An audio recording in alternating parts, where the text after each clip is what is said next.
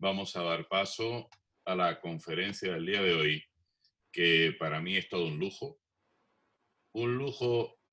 no solo porque sea el segundo historiador de profesión que nos acompaña en este congreso, sino porque resulta que el conferenciante de hoy, don Antonio Luis Pérez Ortiz, fue novato mío.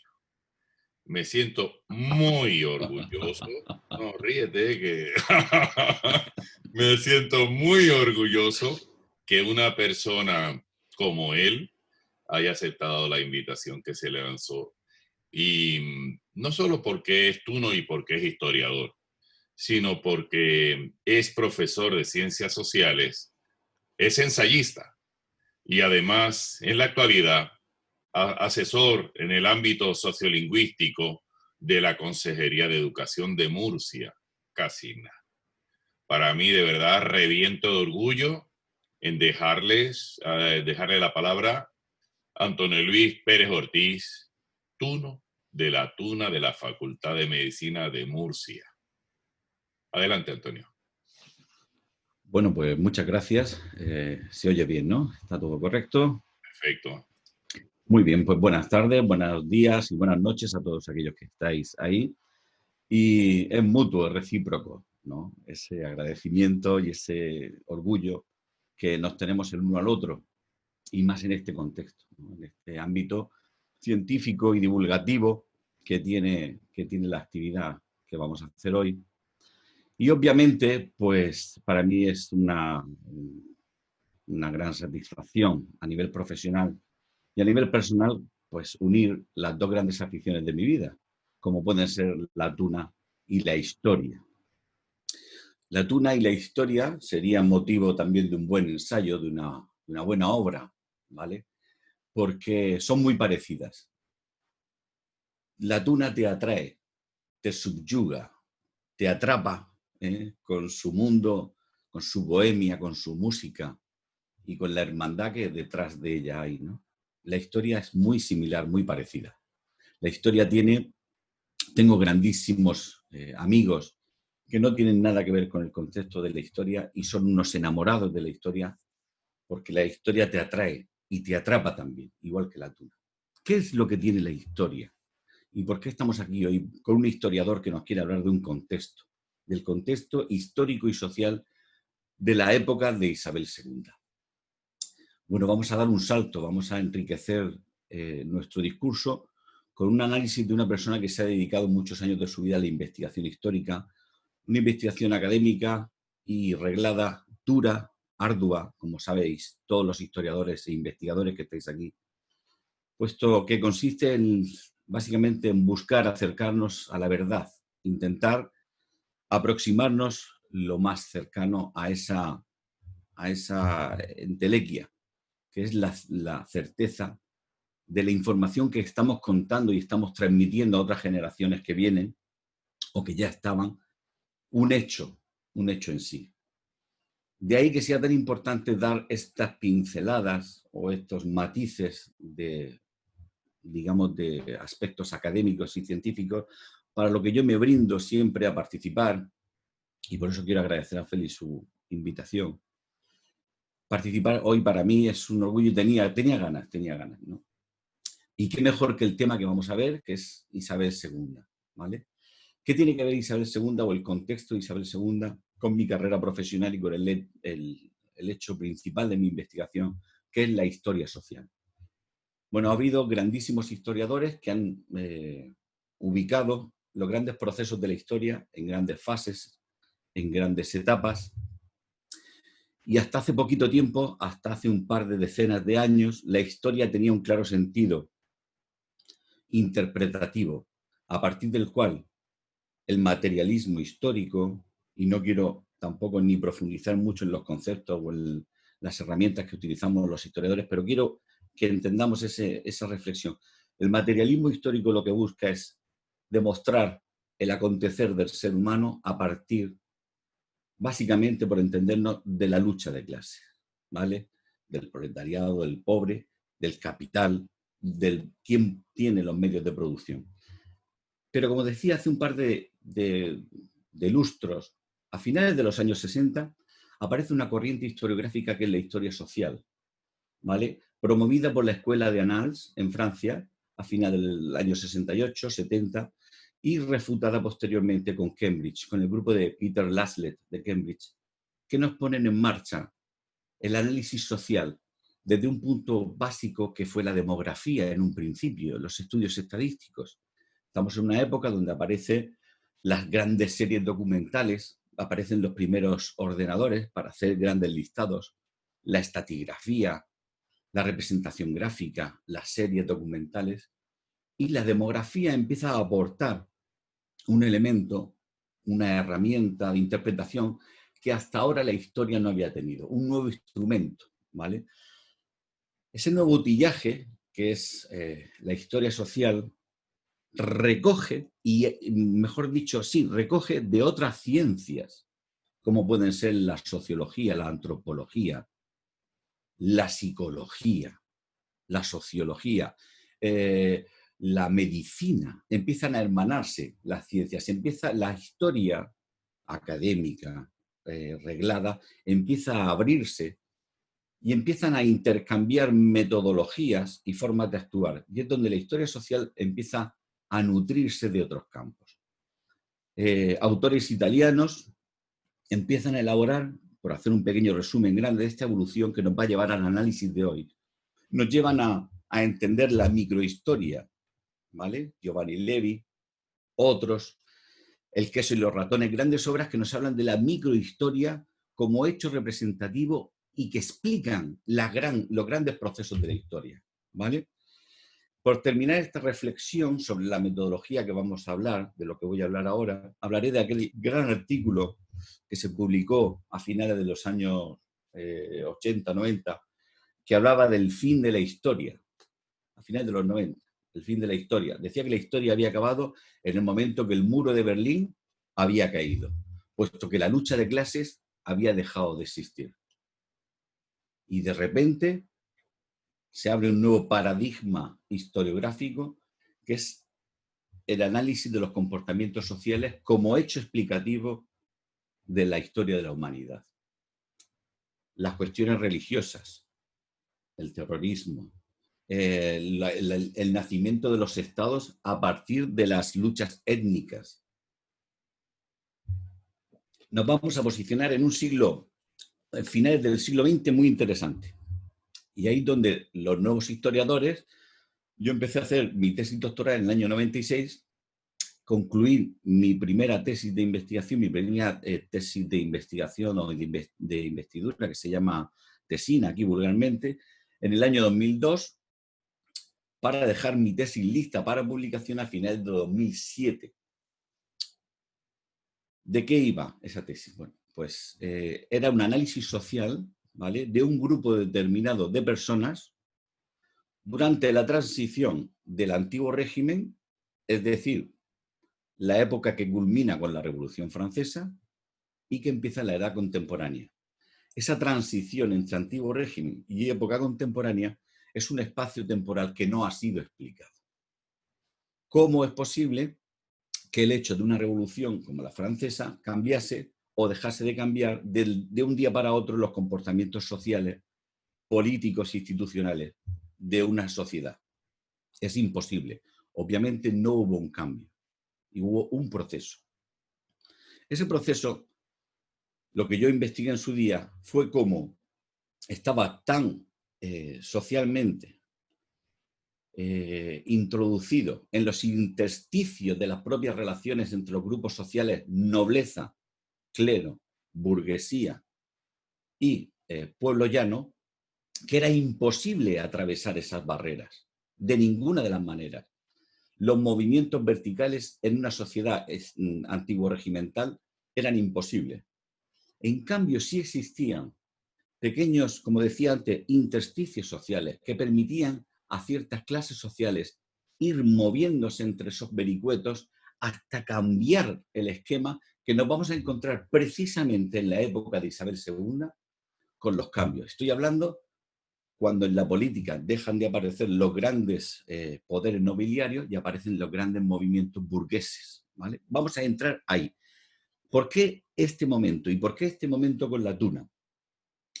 Pues porque es incomprensible contextualizar un fenómeno como es el de la tuna sin entender qué pasó en esa sociedad, qué permitió o qué fue el detonante, qué fue lo que produjo, lo que indujo al nacimiento de la tuna,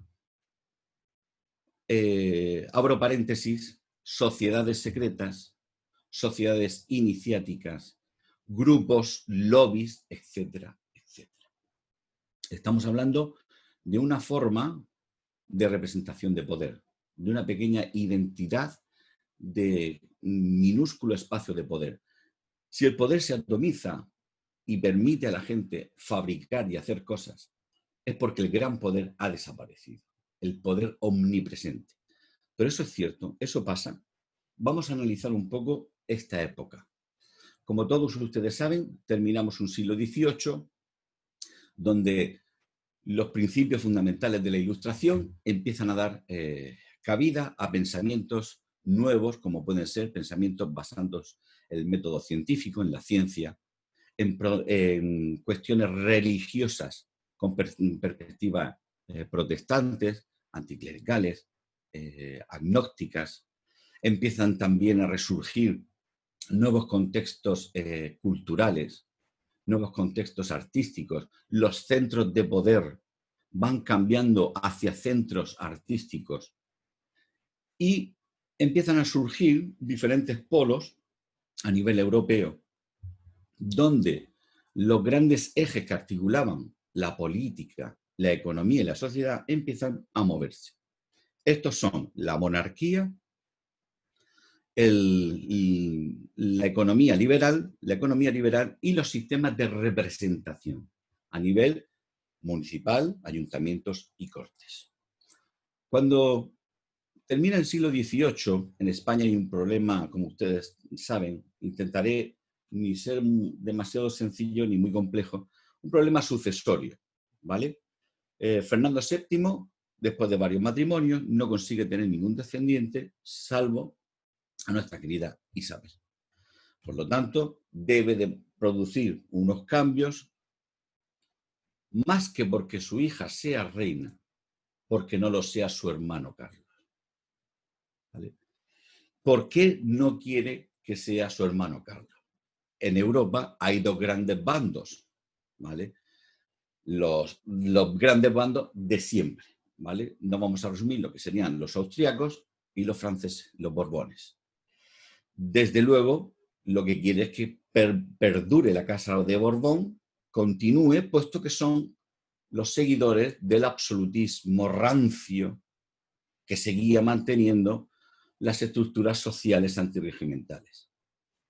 A diferencia de eso, Carlos viene con un aire nuevo de las monarquías centroeuropeas, aquellas que tienen ya nuevos cambios con aires de fuerza liberal, que son más propensos al cambio, radicado principalmente en nuestra zona del norte, País Vasco y Navarra.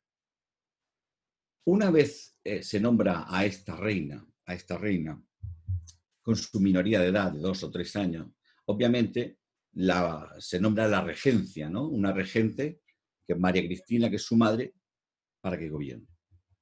En ese momento, ¿qué ha pasado en España? España acaba de ser invadida por los franceses 15 años antes. Los franceses son, entre comillas, expulsados. Los franceses siguen presionando para que Fernando VII siga en el poder, pero en España no quieren a un rey, bueno, no toda España, no se puede generalizar, pero no quieren a un rey extranjero ni unas leyes extranjeras, ¿vale? Ellos han pasado un siglo XVIII con unos pactos de familia que han permitido la llegada de muchos franceses y de muchas formas francesas. El afrancesamiento se generalizó. Pero un afrancesamiento, y aquí vamos a empezar ya a trabajar, a analizar en cuestión, un afrancesamiento, una ilustración que choca directamente con un férreo proceso de confesionalización religiosa iniciado en el siglo XVII en España y continuado en el siglo XVIII. Les puedo hablar del gran cardenal Belluga, que vino a Murcia y que trajo una serie de normas que prohibían todas las formas similares a la forma francesa. Escotes, maquillajes, pelucas, etcétera, etcétera, etcétera. Las grandes procesiones, los grandes maestros artesanos de talla, napolitanos, que vienen a hacer esas grandes esculturas de las procesiones, son ni más ni menos que esa publicidad que el Vaticano, a través de ese proceso tan fuerte de confesionalización, va buscando. No va buscando otra cosa que mantener su férreo poder, su alianza con el Estado borbónico. Hablamos de Borbones, hablamos de reyes, de monarquía, del Papa, y estamos hablando de la tuna. No nos vayamos, no nos vayamos. Una sociedad donde los nuevos aires no son permitidos que entren, debido sobre todo al control férreo de la literatura y de la academia. A partir de 1820 hay inscritos en España un quinto de escolares menos que en Francia. ¿Vale? El proceso ilustrador que llega a Francia, con los grandes maestros de la enciclopedia, etcétera, etcétera, etcétera, ese gran movimiento no capilariza en la sociedad española. Solo son los privilegiados los que estudian. Hay muy poquitos bachilleres, cerca de 6.000 en todo el territorio nacional. Y las universidades también muy pocos. Y todos vinculados siempre a las cátedras religiosas. En ese proceso empieza a haber fisuras, empieza a haber nuevos aires de liberalismo. Aparecen las Cortes españolas, aparece la primera Constitución con aire progresista, ¿vale? Pero las fuerzas que están representadas en dos grandes bandos, que una es el ejército. ¿Por qué un ejército tan grande? Y ahí les voy a hacer mi primer guiño a mis amigos latinoamericanos. España es un país militar porque mantiene un imperio militarizado, explotando unas colonias. Esos grandes altos cargos, esa fuerza militar está muy presente en la sociedad. Un tercio de la sociedad española en el siglo XIX, principios del siglo XIX, es militar. ¿Vale? Ahí tenemos una fuerza muy importante sobre la mesa. Pero como esas fisuras que les estoy diciendo, a partir de 1820, empiezan a resquebrajarse por los nuevos aires que llegan, vienen también porque en el proceso de independencia latinoamericano, donde también han llegado los nuevos pensadores y la Ilustración, empieza a producirse el movimiento de independencia y también de cambio de mentalidad. Muchos de esos militares, cansados de guerrear, de pelear, quieren deshacer el mundo del ejército, de la guerra, el mundo de la sangre y volver a la normalidad. Son años. El servicio militar obligatorio con Fernando VII estaba estipulado en 12 años, obligatorio, ¿vale? Claro, durante tanto tiempo. Pero los grandes generales, el estatus militar, que suele ser muy vinculado con la nobleza, no quiere perder ese poder. Cuando se nombra a María Cristina como regenta, es la oportunidad perfecta para que ese golpe de los militares hastiados de la ocupación colonial, de no estar en sus casas, de no tener a sus familias, de estar mal viviendo, quieren que se constituya un Estado liberal, un Estado progresista, y vuelven a España. Bueno, todos, vamos a hablar de Prim, vamos a hablar de Narváez, vamos a hablar de un montón de ellos, estuvieron en el imperio, por llamarlo de alguna manera, en las colonias, ¿vale? Vuelven, pero quieren otro Estado. También habían visto el proceso de evolución americano, el inglés, todas las revoluciones atlánticas. Recordemos que en 1830 inician todas las revoluciones burguesas en el centro de Europa. Algo tiene que cambiar. Situación, estatus, regenta, una reina pequeña, una sociedad que viene de una guerra contra los franceses y de repente vienen nuevos aires de poder, nuevos políticos que quieren que España se convierta en un Estado liberal y progresista. Para ello aparecen los, digamos, son técnicos, ¿vale? Ahora no recuerdo el nombre, los técnicos agrícolas. No me acuerdo, ahora me acordaré. Dicen, vamos a hacer una cosa, vamos a hacer lo primero, las grandes desamortizaciones. ¿Saben ustedes? Desamortizar La primera gran desamortización de Mendizábal fue muy sencilla. Se van a quitar los bienes de manos muertas. Los bienes de manos muertas son los bienes del clero. Y, en principio, sobre todo, son aquellas que tenían las órdenes religiosas. Eso va a ser un pingüe negocio, ¿vale? Tenemos la primera gran idea del liberalismo con el primer gran fracaso del liberalismo. Una vez expropiadas las tierras a las órdenes religiosas, ¿quién las adquiere? Se dividen entre el pueblo, se ponen precios públicos para que cada uno adquiera su parcela y su propiedad y pueda trabajarla. Perdón, agrimensores. Esos técnicos, esos ministros eran agrimensores, ¿vale? Estos agrimensores tecnócratas del campo, porque hasta el finales del siglo XX, el proceso industrial, hablaré un poquito de él ahora, no llega a España, ¿vale? Esos agrimensores empiezan a hacer estudios, censos. Tenemos el primero fue el de Florida Blanca, el catastro del Marqués de Ensenada, después vendrán otros, pero bueno, uno de ellos fue el Marqués de la Ensenada. Se dividió en parcelas las proporciones de las órdenes religiosas. Es más, es un gráfico muy sencillo. Ustedes tienen una tierra, un terreno, y tienen tres partes. Una parte de España, un tercio era de las órdenes religiosas. Otro tercio era de señorío de realengo. Eran tierras del rey, ¿vale?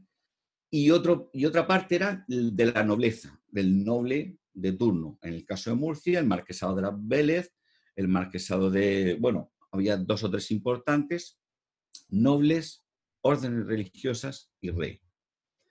Vamos a quitarle la primera desamortización, le quitamos las tierras a las órdenes militares. En vez de acceder a ellas una clase media de trabajadores, de labradores, de pequeños propietarios, no. La nobleza compra y se enriquece aún más todavía con los bienes desamortizados. Primer gran error.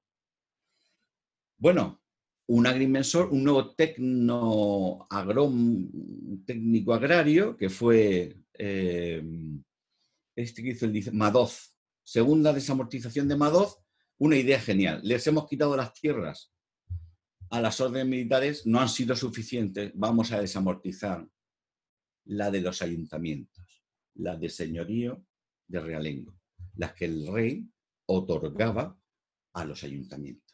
Segundo gran fallo, atención, las pocas o muchos ingresos que tenía un ayuntamiento o un municipio eran de esas tierras. Los ayuntamientos se empobrecen porque de nuevo la clase nobiliaria vuelve a adquirir eso. Estamos cerca del fenómeno del caciquismo, atención, y estamos cerca de una desatomización del agro español que va a chocar directamente con un proceso industrial y de infraestructuras como será los grandes vías de comunicación, las carreteras y el ferrocarril. Desprovistos de tierra en los ayuntamientos, en los municipios, sin fuentes de ingresos, desprovistos en las órdenes religiosas, que en principio suena que, bueno, hay un convento y tiene unas tierras. No, una orden religiosa podía explotar muy bien y económicamente muy bien una tierra. Y de repente tenemos un agro español, una fuente de ingresos como es el agrario español hundido, una gran crisis económica en España, una grandísima crisis económica que empieza a caer en un problema, y es que estos nobles necesitan poner en marcha los grandes capitales, esas grandes haciendas, y los bancos empiezan a hacer pequeños préstamos, empieza un poco la dinámica, ¿cómo decirlo?, capitalista, ¿no? El capitalismo en cierne, le llaman el protocapitalismo, ¿no? 1840. Isabel II será la primera que pedirá un gran préstamo a un gran banco del norte de España, concretamente Navarro, para sufragar las obras del ferrocarril. Tercer gran problema. Todo aquel que pida un préstamo para elaborar una explotación agrícola o para construir una carretera o construir un ferrocarril, como es la propia reina, no saben que a cambio de esos préstamos tendrán que ceder la explotación de esas tierras, la explotación de esos ferrocarriles, que eran minúsculos, pero tenían esas minas, que también hay un proceso de explotación minera muy importante en el siglo XIX, a base de préstamos bancarios. Pero claro, acaba de nacer el capitalismo. La usura no estaba todavía controlada. Ese 25% que arreglado todavía no estaba ni siquiera hecho. Los grandes bancos franceses entran en España a saco, las grandes fortunas se asientan en España. Y el gobierno se endeuda. La situación es catastrófica. Estamos en un punto de partida. Es el inicio del reinado de Isabel II, con un análisis que le acabo de hacer, económico, desastroso, político, esas grandes fuerzas políticas como son el clero, esos militares que vuelven de las colonias hartos de guerras, hartos de luchar por una lucha que no tiene sentido, ¿vale? De mantener un pseudo imperio. Ya lo de imperio ya no lo defiende nadie. Y muchas cosas más. Y llega esta reina con su mini mayoría de edad, la casan con un Borbón para hacer un equilibrio de fuerzas a nivel europeo. Francisco de Asís, de reconocidísima, y no por ello malo, homosexualidad, pero estaba claro que era un matrimonio ad hoc, era un matrimonio hecho como se hacía en la antigua Sanza, en el antiguo régimen, por intereses. Esta mujer, con una bancarrota en el estado tremenda, de repente su salvación es crear unas cortes liberales. Y ella empuja y presiona para que esas cortes sean liberales, para que entren nuevos ministros, estos ministros que hacen las expropiaciones y otros ministros muy conocidos. De repente aparece una protesta a nivel elitista de las grandes élites nobiliarias, de las grandes élites banqueras, que ven que están haciendo un Estado. Ojo, hablamos de una monarquía. ¿Por qué estoy proponiendo una relación entre Estado y monarquía? Pues muy sencillo. El Estado es un poder único que se autoabastece de potestad basando la soberanía en el pueblo, y una monarquía es un ente único que también detenta su soberanía, su potestad, en la soberanía que el pueblo le tiene o le otorga a ese rey. ¿Qué hace una reina poniendo un Estado? Sencillo. En Europa, la revolución burguesa están indicando que la situación para las monarquías es insostenible.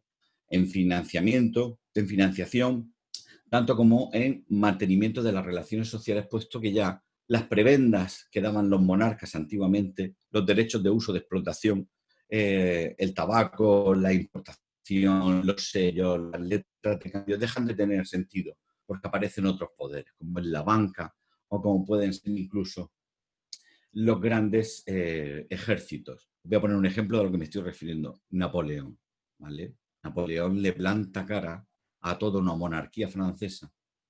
Y no solamente que continúa una revolución, sino que derroca a todas las monarquías europeas. Un general francés. Napoleones en España, en Latinoamérica, en muchos sitios ha habido muchísimo. Hablo de Bolívar, hablo de muchísimo, ¿vale? Napoleón pues tiene pues esa continuidad de la Revolución Francesa, a punto de destronar a las monarquías, como decía. Una monarquía que quiere ser inteligente, que quiere ser moderna, muy criticada como es la de Isabel, facilita la entrada de ministros abiertos y que empiezan a modernizar, en cierto sentido, la sociedad. Aparece el proceso constitucional español. ¿Qué es el proceso constitucional? Una serie de modificaciones y de cambios constitucionales que hay a lo largo del siglo XIX, que eso no hay nadie que se lo aprenda de memoria. Recuerdo que era una asignatura de quinto de carrera que se llamaba Proceso Constitucional Español del siglo XIX. Y yo, cuando entré a la primera clase, el catedrático me saludó atentamente, me dijo: hola, tengo mucho gusto en conocerle, he oído hablar de usted. Y yo le dije a él: yo también he oído hablar de usted. Y además, muy bien, efectivamente, es muy duro el proceso. Es incluso a día de hoy, cualquier abogado, cualquier persona ducha en leyes sabe que tiene que ir a beber al proceso de gestación de los códigos penales y de los códigos civiles, hijos de las constituciones progresistas liberales que fueron naciendo a lo largo de este siglo, ¿vale? Entonces, ¿qué pasa? Que empieza a haber cambios. ¿vale? Uno de ellos es la financiación, por ejemplo, en los municipios. Se empieza a dotar a los ayuntamientos de ciertas cargas de burocracia que hasta el día de, hasta esos momentos eran obligatorio uso del sello real. ¿Vale? Todo tenía que ir a la corte, ser sellado y volver. Empiezan un poco las administraciones locales, lo que permitió la creación de colegios, seminarios y pequeños grupos, por ejemplo, hablo de universidades en aquellos que tenían, bueno, la Universidad Murciana, su nacimiento está documentado y se puede ver perfectamente lo que fue. Un edificio que sería, para visualizarlo ahora mismo, un aula. Eso era una universidad, ¿no? Pero en una universidad tenía su cátedra, tenía su... pero no era la infraestructura que conocemos ahora. Empezaron las primeras infraestructuras, las estaciones, las redes de caminos, ¿vale? Una red de caminos, ¿qué significa? Pues las famosas postas. Las postas eran pues, pequeños puntos estratégicos a lo largo de los caminos que garantizaban pues, que el caballo pudiera beber agua, que se pudiera pasar la noche, hubiera cerca alguna casa, y que siempre fueran las rutas de los alguaciles vigilando esos caminos, porque no olvidemos el siglo XIX bandolero español. El bandolerismo y el fenómeno del bandolerismo que se incrementa a lo largo del siglo XIX, entre 1830 y 1860, coincidiendo con el reinado de Isabel II. Muy estudiado sobre todo por la historiografía anglosajona, que les encanta. Ellos tienen Robin Hood, ¿no? Y este de Sierra Morena, no sé cómo se llamaba, el famoso bandolero de Sierra Morena. El bandolerismo es un fenómeno social tremendo, porque aparte de que ha sido elevado a la literatura como un fenómeno romántico, estamos en el siglo del romanticismo, el bandolerismo arrastra ese halo romántico. Es verdad que fue sustento y forma de vida de muchas familias en la península ibérica en el siglo XIX. ¿Por qué? Porque había mucho robo a diligencias, a nobles, a comerciantes. Era una época de carencia. Incluso, por desgracia, ahora estamos pasando una situación vírica, dura y cruenta. Hubo dos grandes epidemias a lo largo del siglo XIX con estragos muy potentes en número de muertes. Estamos hablando por encima de las 40 o 50.000 personas documentadas. Eso sería 10 veces más, ¿no? Bandolerismo, crisis, epidemias, forjando un nuevo Estado, nuevas infraestructuras. Ojo, siguen nuestros amigos los militares ahí. El pronunciamiento, ¿vale? Un fenómeno denominado pronunciamiento en los que un general de un corte o bien absolutista, monárquico, católico, o bien progresista, republicano, agnóstico, deciden dar un golpe al poder ante la debilidad de unas instituciones que carecen de poder. Cuando las instituciones carecen de poder, como pueden ser unas cortes o como pueden ser unos buenos ministerios de agricultura, de comercio, de economía, surgen instituciones a nivel local que articulan muchas veces el funcionamiento de una sociedad. De ahí el nacimiento de las sociedades secretas, la famosa masonería, y de los ritos iniciáticos o de las agrupaciones. Vamos llegando poco a poco, ¿vale? Vamos llegando a un sitio que se llama espacios de sociabilidad, ¿vale? Donde ahora mismo una persona que quiere labrarse una carrera sabe que tiene que hacer unos estudios, aprobar unas oposiciones y si quiere más, pues tiene que seguir y hacer una carrera profesional. Antiguamente no era así. Antiguamente no se sabía si ibas a poder ir al colegio, a no ser que te enchufase el cura del pueblo, que no sabías si ibas a poder ir a la universidad, a no ser que tu padre tuviera posible y lo hace. Tampoco estaba garantizado que en la universidad sobrevivieses porque tenías que ser muy del hilo, el cátedro o de la persona en cuestión, políticamente hablando e ideológicamente hablando. Una vez terminada, la mano divina te tocaba y te llevaba a corte. Estoy hablando de José Moñino, conde de Floridablanca, estoy hablando de muchos otros que eran atraídos a la corte como futuros grandísimos ministros, etc. Ya pondré algún ejemplo más tarde. Ahora no, ahora tú puedes elegir el camino. En aquel entonces no lo podías elegir. Entonces, ¿qué pasa? para estudiar en la universidad, a lo mejor tenías que formar parte de la sociedad de amigos del arte de tu pueblo o de tu localidad. A lo mejor tenías que estar en el círculo de propietarios agrícolas para que te dejaran entrar o que tu hijo fuera a la Academia de San Fernando. Porque no había un Estado lo suficientemente fuerte que garantizase la libertad o el libre esfuerzo individual y la recompensa individual del esfuerzo, ¿vale? ¿Qué sucede en ese momento? Hay gente que detecta, porque en las distancias cortas, cuando se puede notar, es que Murcia es un ejemplo, hablo desde un conocimiento. Murcia es una gran provincia, pero que está limitada a un único gobierno, es una comunidad autónoma con muchos ayuntamientos, pero no tenemos otras provincias, no tenemos otras diputaciones, no tenemos demarcaciones, distritos, ¿no? Como tendrían los franceses, como hay en otros sitios, ¿no? Entonces aquí se puede ver perfectamente cómo funcionaba el poder, ¿vale? Llegaba el noble de turno, que no podían haber más de 2 grandes nobles, casas nobiliarias dominando aquí, y el obispo. Una diócesis, un obispo, ya está todo hecho. A partir de ahí, dejábamos que la sociedad se organizase.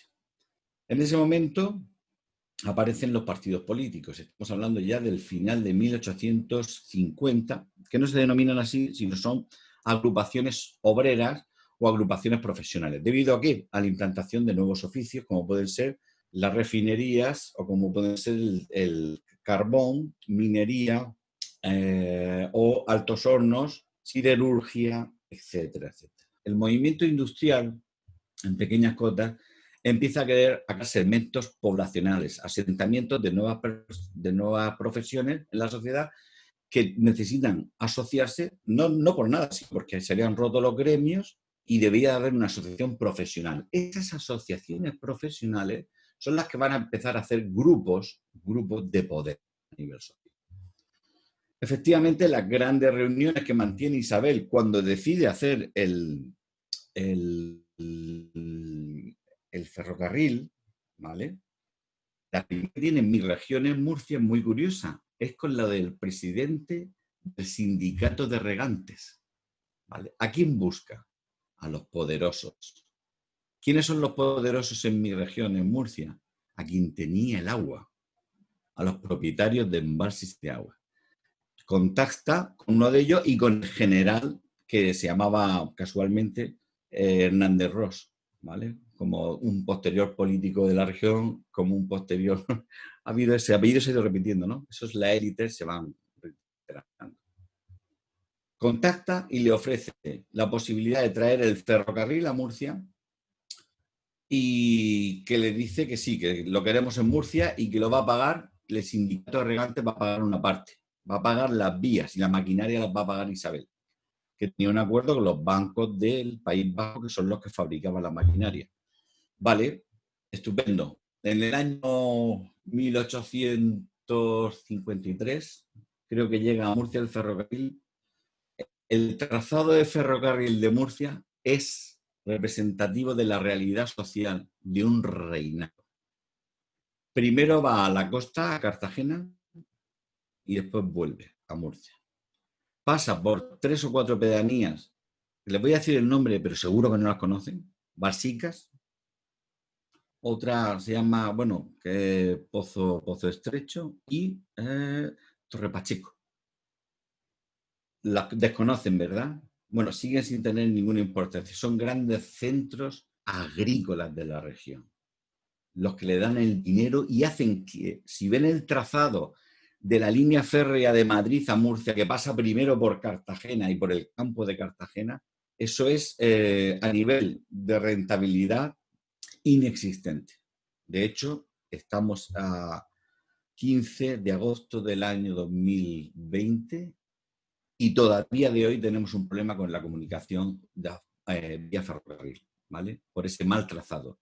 ¿Quién pagó eso? El sindicato de regantes y un militar que puso sus tierras, esos militares que se retiraban, que querían tener grandes haciendas, las habían comprado con lo que habían ganado en sus batallas por ahí fuera y tal, entonces se compraban unas grandes extensiones de terreno y construían sus haciendas agrícolas. Así se construye un Estado español. Ministros que favorecen el nacimiento de los caciques y un Estado debilitado por los pronunciamientos y los golpes de Estado, con un continuo vaivén legislativo de constituciones y una reina que lo único que quiere es mantener la corte a cambio de mantener cierta monarquía que al final acabará renunciando y acabará en el exilio. Después de esta reflexión que he hecho histórica, lanzo varias preguntas al aire. Cuando empiezan las primeras manifestaciones sociales a finales, bien a finales del reinado de Isabel II, de carnavales o de agrupaciones de estudiantes, de círculos artísticos o de otras agrupaciones que en otros trabajos que muy bien han hecho otros investigadores que forman parte de este grupo, empiezan a aparecer. ¿Aparecen porque son necesarios o es necesario que aparezcan para que se produzcan cambios en la sociedad? Es decir, o son construidos porque son espacios de representatividad, espacios de sociabilidad, que llenan otros espacios inexistentes en un siglo XIX de crisis económica, de hambrunas, de pérdida de las colonias, de caída del famoso imperio de ultramar, de un nacimiento de unas instituciones muy flojas, de un proceso industrializador lento, donde las élites económicas, el emprendimiento, que ahora se habla tanto de ser emprendedor, cualquier persona que era emprendedora y que montaba un negocio a principios del siglo XIX lo tenía que cerrar o bien por los impuestos o bien porque no era de la cuerda del cacique tal, o simplemente porque venía una guerra, porque el siglo XIX estuvo salpicado de 4 guerras carlistas, 3 golpes de Estado y el fenómeno del bandolerismo, como les he dicho, ¿vale? ¿Qué quiero decir con esto? Cuando yo inicié mi trabajo del estudio social, lo hice con una nueva técnica historiográfica, que es la prosopografía o la reconstrucción de las familias, ¿vale? Yo inicié el seguimiento de más de 30 familias desde el siglo XVIII, desde la Revolución Francesa en 1789, la fecha tiene un porqué, que fueron las familias francesas huidas de la revolución que se instauran en Murcia, familias ilustradas, con conocimiento, con negocio, que se instauran en el Levante español hasta finales del siglo XX. ¿Por qué? ¿Por qué ese seguimiento? Porque esas mismas familias en otros países y por las mismas circunstancias que habían huido, triunfaron. Establecieron grandísimas casas de negocio, establecieron líneas patrimoniales gigantescas.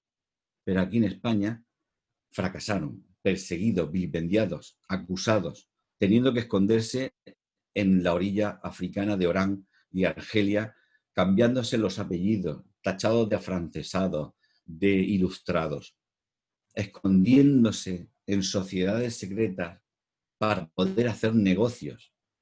Ese es el esquema, esa es la visión de esta sociedad. Eso es lo que quería transmitir. Es muy complejo, porque, como decía al principio, la historia bebe ahora de la sociología, de la antropología, de la interpretación de los símbolos, de los materiales y de los inmateriales, de fuentes que ahora eran desconocidas.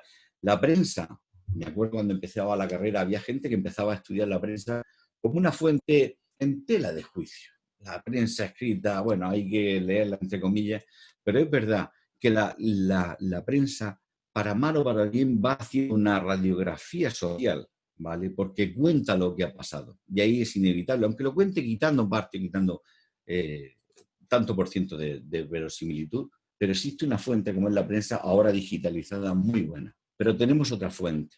Tenemos los registros notariales, los testamentos, las dotes, que están en los archivos. Las dotes son auténticos, bueno, hay una línea ahora bibliográfica totalmente sobre las dotes. Hace poco estuve con una profesora, no sé si la catedrática de la Universidad de Murcia, de Economía, en la que coincidimos como jurado de unos premios de investigación, y cuando nos pusimos a hablar, me dijo que el gran tema de investigación, que su gran tema de investigación por el cual estaba, eran las viudas. Las viudas. Y yo ya, hombre, obviamente ya sabía por dónde iba, ¿no? Esas viudas que heredaban las empresas de los hombres, pero que si se volvían a casar, las perdían. Y que no podían utilizar ni montar negocios por ser mujeres, que casaban con hombres enfermos para que muriesen y a su vez ser ellas las que llevaban las... para poder transmitir su patrimonio solamente, única y exclusivamente a través de la viudedad. Viudas ad hoc. Esa sociedad con tantos corsés sociales es la que da pie a estos espacios como pueden ser la tuna, que se da mucho más tarde, irá cogiendo forma, pero sí que es verdad que en qué momento de la historia de España se da el surgimiento de asociaciones o de uniones de estudiantes con el interés de hacer postulaciones o hacer contribuciones o simplemente el hecho de hacer la tuna, ¿no? Pues creo que es en este contexto finisecular, entre 1860, el final de una monarquía, que lo que viene a decir es la monarquía muerta, porque ya los hijos, Alfonso XII y Alfonso XIII, van a ser el claro ejemplo de que la monarquía está muerta, donde una sociedad ha cerrado todos los espacios, porque incluso, si me permiten, en el siglo XVIII, como se sabía que tú eras labrador y vas a morir labrador, pues nos vamos al contexto de cómo vivió el labrador. ¿Era infeliz un labrador? Ni mucho menos era infeliz un labrador, pero era labrador. No podía ser otra cosa.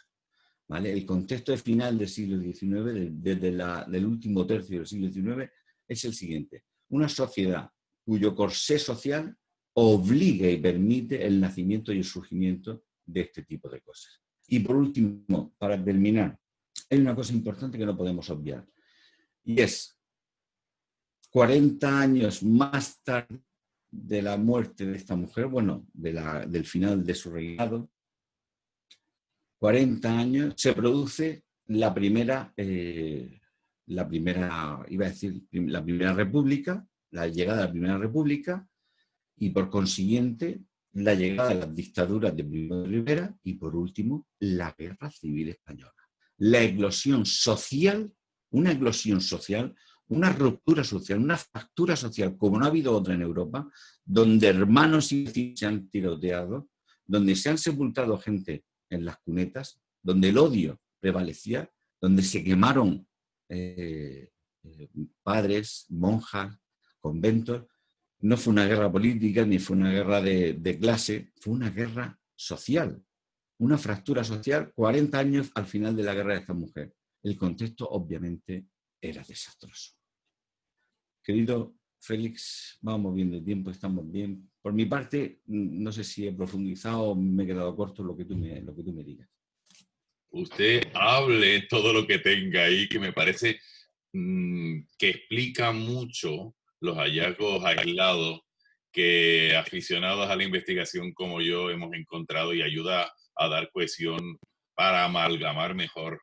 La sincronía y la diacronía son tan importantes. Yo, si te queda algo más en el buche, suéltalo porque estoy disfrutando como un enano. Voy a poner dos ejemplos porque hace poco inicié otro tipo de investigación.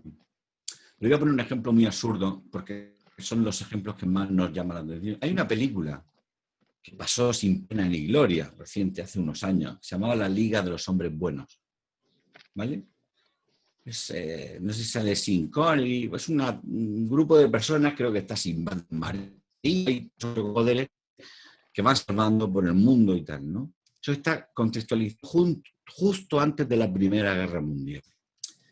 Se sabe que justo antes de la Primera Guerra Mundial, un montón de sociedades secretas, ¿vale?, de grupos anti-Estado, no porque fueran contra el Estado, sino que iban con una regla diferente al Estado, se surgen y deciden poner en marcha pues una serie de agrupaciones en pos del control social, del control económico, ¿vale?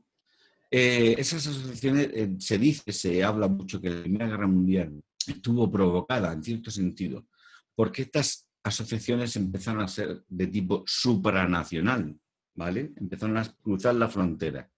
El mayor ejemplo sería la masonería, están Rosacruces, etcétera, etcétera. Pero me voy a lo pequeño, a lo chiquito, ¿no? Me voy al círculo de artistas de una localidad, a la estudiantina, a las facultades universitarias. ¿De dónde salen ahora los partidos políticos? Señores y señores, están saliendo de facultades, de cupísculos, de pequeños núcleos. Están saliendo de universidades. Lupita, tienes abierto tu micrófono, perdóname. Gracias. Entonces, estos pequeños, final del siglo XIX, pequeños grupos organizando la sociedad, organizando la política, y que grandes personajes ya lo vieron. Empezaron a ser grupos supranacionales. Obviamente no son comparables con la estudiantina, ni con las tunas, ni con la asociación de círculos de amigos del arte de este sitio o del otro, ¿no? Pero empiezan a ocuparse esos espacios de sociabilidad. Y eso al Estado no le gusta. Y los estados y las monarquías, antiguamente monarquías, ahora estados, son capaces de llevarnos a las guerras, a grandes guerras, para que quede claro una cosa: ¿quién tiene el poder? En España la eclosión social fue la Guerra Civil, Europa fue la Primera Guerra Mundial, bueno, el corolario de revoluciones burguesas del siglo XIX, 30, 45, 68, etcétera, igual que en Latinoamérica. Todo el proceso de independencia, de creación de nuevos estados, de formación de países, hasta que llegamos, hasta que nuestros queridos amigos, los norteamericanos, deciden poner orden a nivel mundial, efectivamente. Y es cuando llega la Segunda Guerra Mundial. Y el poder pasa a manos del imperialismo estadounidense. Por eso, si no hay representatividad como en esta época, si las cortes, si los ministros, si la representación de las diputaciones, si no hay un órgano democrático de representatividad suficiente, aparecen figuras como el caciquismo, aparecen figuras como las dictaduras. Y a nivel social, hay pequeños espacios donde nos gusta organizarnos, donde nos gusta tener ciertas expectativas, organizarnos el trabajo, la asociación de regantes, los amigos del Círculo del Arte, la asociación de... Recuerdo haber leído en prensa, bueno, por ejemplo, el movimiento Scouts, ¿vale? Que surge también como un espacio necesario en la juventud y que no tiene otro origen nada más que dar formación a una juventud que se le quiere que viva en el medio ambiente, que respete el medio ambiente con unas normas. Surgen movimientos en ese momento, ¿vale? Que son truncados casi todos por otros órganos que se sustituyen tanto en la guerra civil como puede ser la falange. Durante la Primera Guerra Mundial puede ser el nacimiento de las juventudes socialistas, los pequeños nazis, las SS, etcétera, órganos que van suplantando las formas de organización, ¿vale? Simplemente eso, podríamos profundizar, pero tampoco es necesario. Estoy abierto a cualquier pregunta o aclaración o incluso a dialogar con vosotros, que me contéis vuestra versión de la película desde vuestro país o desde vuestra experiencia. Pues primero, mil gracias nuevamente, Tonetti. De verdad que no quepo en mí de la alegría de contar en nuestra tuna con alguien de tu valía. Y esta faceta que nunca la habíamos podido compartir, porque cuando estamos vestidos de grillo, cualquier cosa, menos hablar de historia. Hablamos de historietas, pero de historia no. Entonces, fíjate tú la relación que tú has comentado. O sea, qué importante es colocar los hallazgos documentales en su debido contexto histórico, porque fíjate, en el 33 hubo una primera ley de ferrocarriles en España, pero no fue hasta el 37 que se hizo el primer trazado en la isla de Cuba. Luego, posteriormente, el Barcelona-Mataró en España, a finales de los 30 también. Luego en el 39 fueron los inicios del asociacionismo, pero no por ley, sino porque parece ser que en ese entorno fue que se empezaron a permitir los gremios. En el 41 la desamortización de Mendizábal, en el 55 la de Mados, en el 55 otra nueva ley de ferrocarriles que dio más de 15.000 kilómetros de vía férrea por toda la España peninsular. En el 68 la Revolución Gloriosa con la salida del país de Isabel II. Y por fin hubo una constitución que protegió el asociacionismo, creo recordar que en el artículo 2. Y ahí fue el auge grande, posteriormente a 1868, de los círculos de recreo, de los casinos, de todo eso que tú has dicho, que son círculos de poder, de la burguesía, pero que ya no vienen de arriba. Correcto, correcto. De ahí, posterior a 1868, cuando sí hay derecho de asociacionismo, es cuando concurre en el tiempo que aquellas estudiantinas de verdaderos escolares que salían desde 1838 al parecer, con la abolición del fuero académico, etcétera, etcétera, empezaron a llamarse Tuna y a vincularse a un centro académico. O sea, las cosas en la vida no vienen por casualidad. Es un todo que incide en la modulación y aparición de un nuevo fenómeno.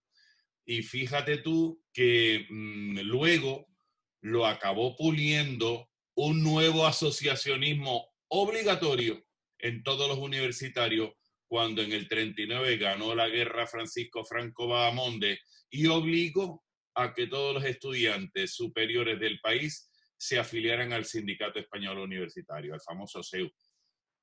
Naciendo las tunas que conocemos actuales, ¿no? Porque somos hijas de esas tunas del SEU, las primeras que tuvieron actividad permanente y continuada mes a mes, año tras año, y con vínculo obligatorio a una casa de estudio. Bien, esto yo siempre utilizo los primeros minutos para que los vergonzosos pierdan la vergüenza y empiecen a levantar la mano. La primera que levanta la mano no la conoce. Guiomar. Guiomar, no la conozco. Nena, es una broma, no te me metas por en medio. Venga, Guiomar. Bueno, muy buenos días para todos. Un gusto verte y escucharte, Tony. Yo realmente pensaba que esto iba a ser esa historia de pronto contada un poco más a tu estilo, un poco más divertido, pero ha sido muy instructivo. Este es otro lado de ti que no conocía y me ha parecido súper interesante poder escuchar. Ahorita que yo te escuchaba con el tema de cuándo se da la apertura como a estos grupos como de comparsas y todo eso, no sé si en lo que has investigado, de pronto, así como en Roma, que era pan y circo, que a veces la mejor forma de que la gente no tenga tiempo como de pensar en cosas profundas es mantenerlos de fiesta, porque siempre el que tiene el poder quiere mantenerlo, y la mejor forma es mantenerlos distraídos. De pronto en lo que tú has encontrado no es eso, o sea, tengamos a estos estudiantes ahí divertidos, haciendo música, tomándose sus traguitos felices, y así los tenemos entretenidos y no comienzan como a pensar en cosas en las que no tienen que pensar. Bueno, vamos a ver, siempre se ha ocultado muy bien el divertimento. El divertimento se ha ocultado mucho. Ten en cuenta que cuando se ponían a cantar, tenían dos opciones. O cantar y que nadie se sintiese afectado ni aludido. O enmascarar esas canciones, ¿vale? Con burlas satíricas, crítica social, crítica a los estamentos más duros de la Iglesia. Yo no digo a la religión, sino al estamento, a la institución. Y tendrían que navegar en dos aguas. Se ha permitido, pero la investigación que está por hacer es en las letras, en las canciones, en los rituales encubiertos, ¿vale? En los rituales encubiertos que siempre se le ha permitido al pueblo en sus fiestas de la siega, de la feria. Ahora mismo entraríamos en ferias en España, en la época de la recogida de las cosechas en septiembre. Todo pueblo tiene su feria, ¿no? Y bueno, efectivamente, se permitía que el populacho saliese y se divirtiese. y se divirtiese. Pero claro, con inteligencia y ocultando la verdadera crítica al amo, la crítica social. Y bueno, en eso hay mucho que estudiar.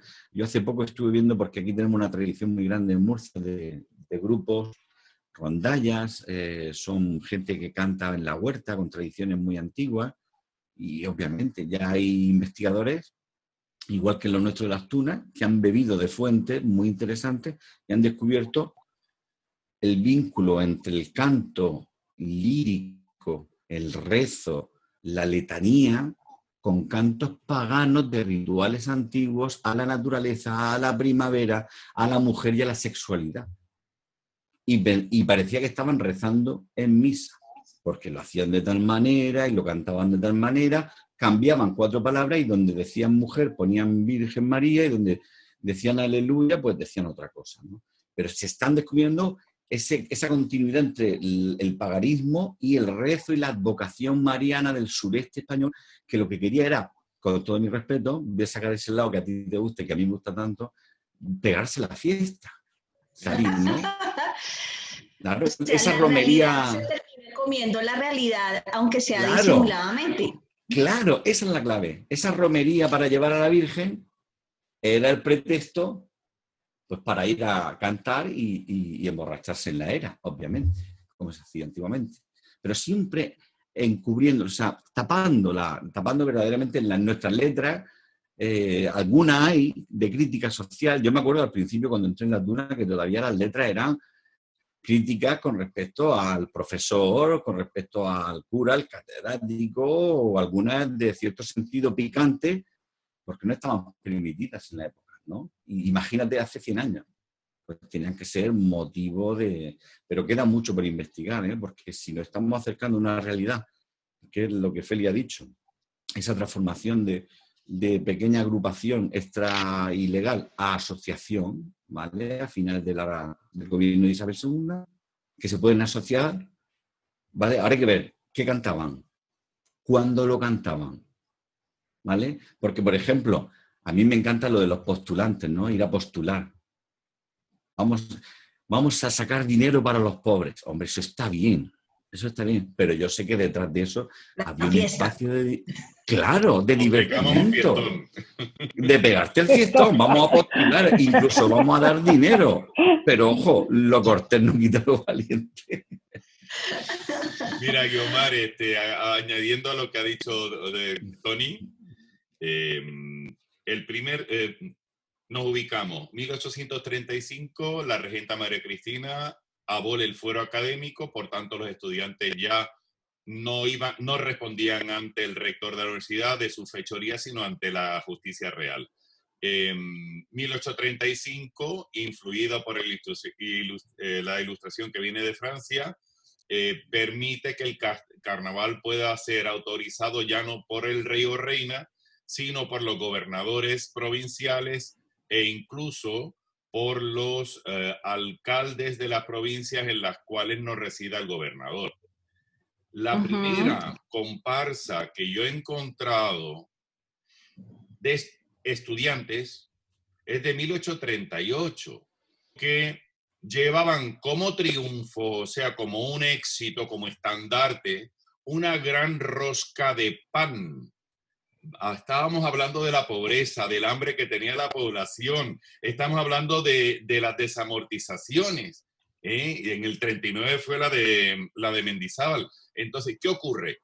La primera comparsa de estudiantes que yo he encontrado, a lo mejor hay más, pero yo no las he encontrado, ni sé que otros lo hayan encontrado, si no lo citaría, era protestando por el hambre que pasaba el pueblo. Fíjate tú qué cosa más bonita, ¿no? Se mezcla, ¿sabes?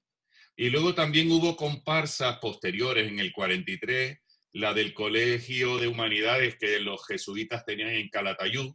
Esta sí salió formada por los estudiantes de los últimos grados del Colegio de Humanidades del Calatayud, vestida al estilo de la tuna, cantando y tocando y pidiendo limosna para ayudar a las monjas del pueblo. Esta es ya sí la primera o la más antigua, porque la primera nunca se sabe, que hemos encontrado hasta ahora, que era de verdaderos escolares, que procedía de un colegio de humanidades jesuitas como la Pontificia Universidad Javeriana, y que salieron vestidos de estudiantes a la usanza de la tuna, o sea, con su manteo, pidiendo para las monjas del pueblo. O sea que, si no tengo, Monseñor, creo que anda por ahí. Si no tengo mal el dato, creo que la Universidad de Guanajuato, en los inicios también fue a raíz de una iniciativa de jesuitas. Sí, efectivamente, ¿verdad? En 1881, la estudiantina del Colegio del Estado de Guanajuato sale a postular para juntar fondos para una casa hogar. La ciudad de Guanajuato sufrió varias inundaciones desde su creación allá por 1570 aproximadamente, y fueron inundaciones que arrasaban con la ciudad porque están en el fondo de una cañada, perdón. Entonces, en una de esas muchas inundaciones, empiezan a juntar fondos para los niños huérfanos, ¿verdad? Para que tuvieran una casa hogar, a iniciativa de la hija del gobernador del estado. Así es como se cría, postula por un mes, ¿verdad? Así es. Qué bonito, qué bonito. Hay gente tímida que no levanta la mano o que a lo mejor no encuentra el botoncito para que salga la señal. Aprovechando, ¿verdad? Muchas gracias, Antonio Luis. Muy interesante su conferencia. Creo que nos vuelve a situar en el entorno histórico, que es muy importante. Como decías tú hace rato, Félix, no sabemos a veces por qué ocurren las cosas, pero tienen un porqué. Y las cuestiones políticas, sociales, económicas, creo que inciden mucho en situaciones como la tuna, como la estudiantina. Por ejemplo, ¿verdad? Yo no se me olvida tampoco, la semana antepasada les comentaba que en 1863, una de las segunda o tercera estudiantina localizada en México, organizó una tertulia en honor de la reina de España por su cumpleaños, que creo que era Isabel II. Por octubre, ella cumplía, creo recordar, el 10 de octubre. Fue en noviembre de 1863. Sí, la celebración a Sí. posteriori. Sí. Sí, acá por la nota del periódico es de noviembre, ¿verdad? Sí. Entonces ahí los socios del Casino Español de la Ciudad de México, yo creo que tenía pocos días, le organizan una tertulia, ¿verdad? En honor a la reina de España, Isabel II, ¿verdad? Entonces, situaciones políticas, todo, ¿verdad? Lo que hemos hablado tanto por acá, lo que has comentado, Félix, de cómo quitan los fueros, ¿verdad? En su época, a los estudiantes, cómo nace el ferrocarril, que ahorita es lo que nos estaban hablando, ¿verdad? Toda la situación política. La señal está bastante deficitaria y se nos corta con eso. Ahora también hay mucho. Se te corta la señal, Monseñor, mucho. Félix, que apague Entonces, la cámara. También en México hay... apago la cámara. Sí, dale. Sí, decía que en México también se viene una época liberal, así como en España, donde se artes. Entonces a mí me pareció muy interesante por los militares, después de una serie de como que nos identificamos, ¿verdad? Creo que el pensamiento se le está cortando mucho. Es universal y se propaga muy rápido. Sí, así es, Monseñor. Tenemos una conexión hoy malísima desde México. A ver si Lupita, que está levantando la mano, tiene más suerte desde la casa. Dime, perdona. No, pues yo ya concluyo de vuelta dando las gracias, lástima vez que esté con nosotros compartiendo sus conocimientos. Muchas gracias. Gracias, Monseñor. Lupita, adelante. Hola a todos, disculpa por el sonido hace rato, es que también es campeonato de hockey virtual de aquella. Un gusto verte, no tengo el honor de conocerte, Antonio Luis, ¿verdad? Sí. No tengo el honor de conocerte, pero me da mucho gusto ver personas haciendo pues buena investigación y presentando conferencias y hablando puntos bien claros como en esta última participación cuando hablabas de asociacionismo y la política y todo este mundo, y un poco contemplando lo que dice el Monseñor.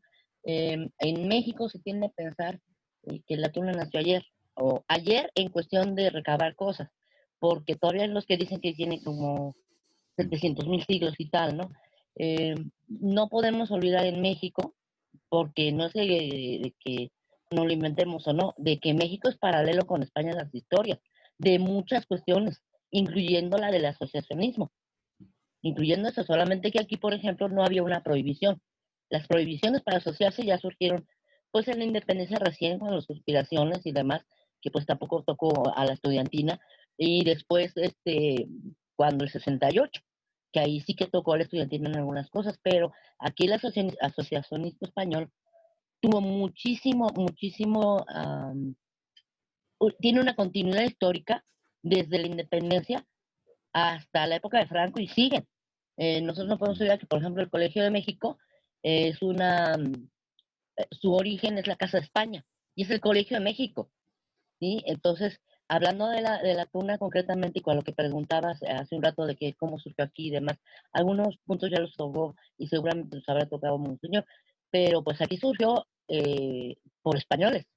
Aquí no empezamos los mexicanos. Y por españoles que nacieron en España y por españoles que nacieron en México, porque en México en ese entonces no permitía la doble nacionalidad, de tal manera que si tú eras hijo de español, nacías español. Y eso no cambió hasta bien entrado el siglo XIX, casi el XX, con Porfirio Díaz. Eh, a mí me gusta mucho ver cómo es que concordamos en las investigaciones. Vamos, que los que estamos investigando no estamos inventando nada. Diferentes investigadores van encontrando, si no exactamente los mismos descubrimientos, al menos sí tenemos todos una raíz, ¿no? Que es carnavales, que es un poco ser opositores, sí, de ciertos sistemas. Es un poco postural, como tú dices, pero nos encontramos que somos estudiantiles del siglo XIX, hijos del carnaval, hijos de la beneficencia.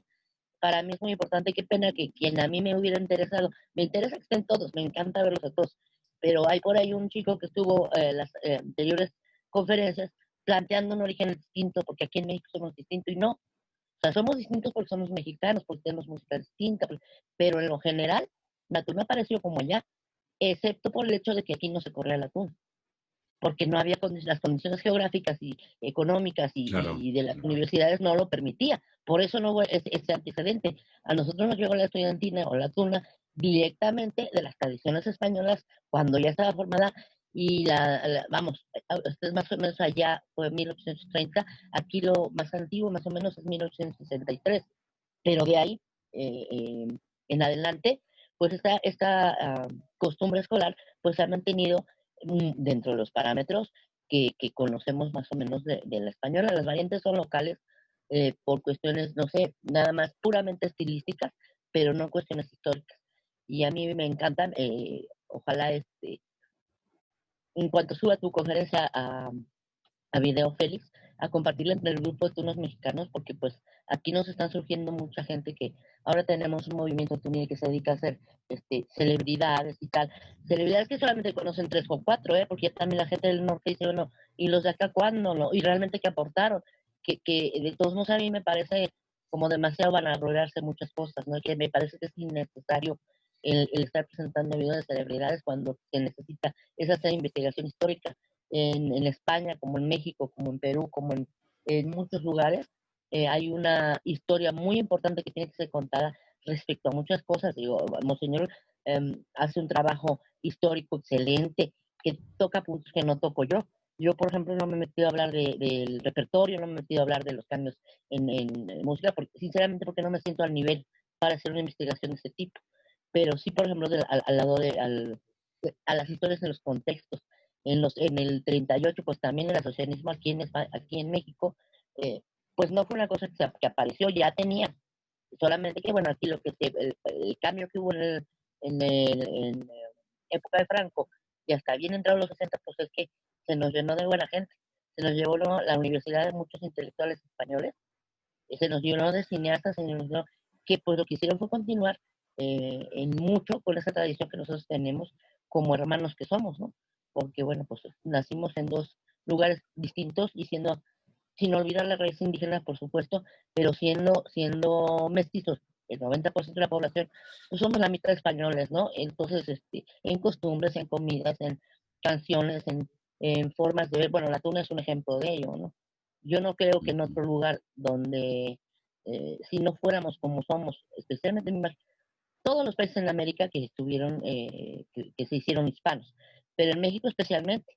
¿Por qué? No lo sé, no sé pues, porque éramos muy grandes, no lo sé, sin demeritar nada, porque pues, de esto no se trata de eso, pero aquí seguimos todavía siendo hijos del 19 y tenemos mucho lado español, aunque la gente de repente diga o sea, que hay diferencias, sí hay diferencias estilísticas, ahora ya somos mexicanos, pero hasta bien entrada el siglo XIX, eh, pues los españoles eran españoles aunque hubieran nacido aquí. Es buena reminiscencia, entonces, pues contestando preguntas, me da mucho gusto verte, mucho gusto en conocerlos y Hasta aquí mi reporte, Joaquín.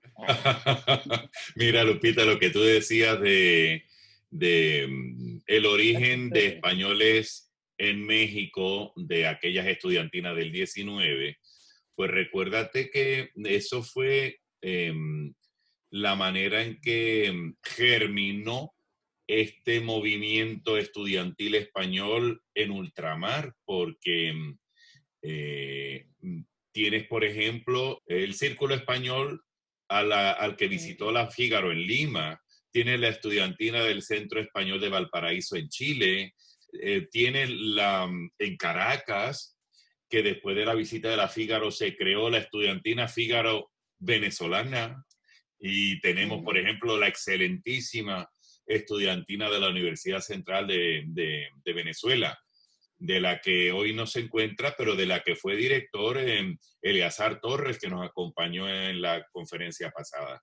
Entonces, es tan sencillo como que una buena idea altruista y académica encontró un terreno fértil por las condiciones socioeconómicas, pues de México, de Perú, de Chile, de Venezuela.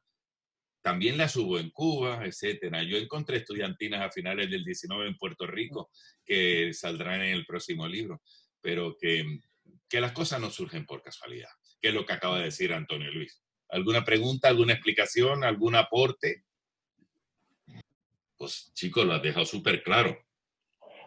Yo más que Bueno, a mí aporte me quiero gustaría- dar las gracias, Tony, soy Adri.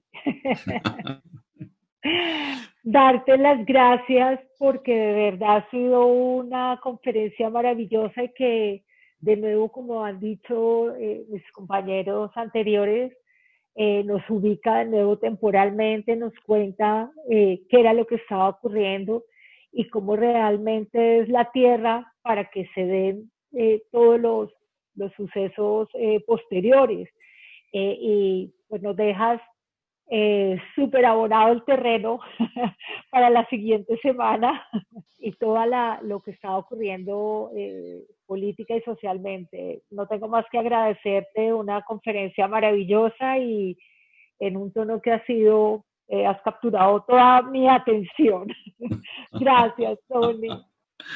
Nada, gracias a vosotros. Bueno, yo que sí me gustaría hacer un pequeño cierre un poco romántico y al mismo tiempo exigente. Y habrá humor también, como dirían por ahí. Tenemos que ser estrictos, tenemos que ser serios, rigurosos.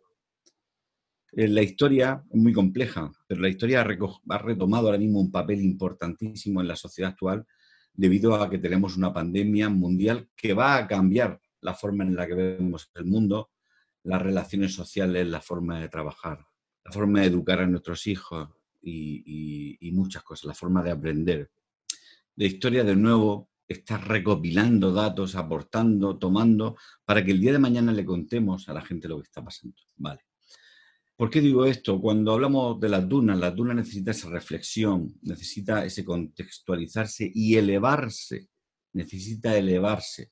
Porque una de las conclusiones que yo saco de mi intervención, de la charla que he tenido con vosotros y de este grupo maravilloso al cual me hago adicto a partir de este momento, es que el único espacio o uno de los grandes espacios que la juventud formada, la juventud inquieta tenía en la España del siglo XIX eran las estudiantinas, las tunas, espacios donde se podía hablar, aparte de cantar, de ayudar socialmente, pero donde se podía expresar, donde se podría relacionar y de ahí está el hecho del ser humano, de vivir y compartir, ¿no? Vivir y compartir. Espacio que no existía y que estaba limitado al horario de misa, a ese código de miradas, de saludos con el abanico o con la prenda del pañuelo, a esa esperar después de salir en un sitio determinado para comprar algo,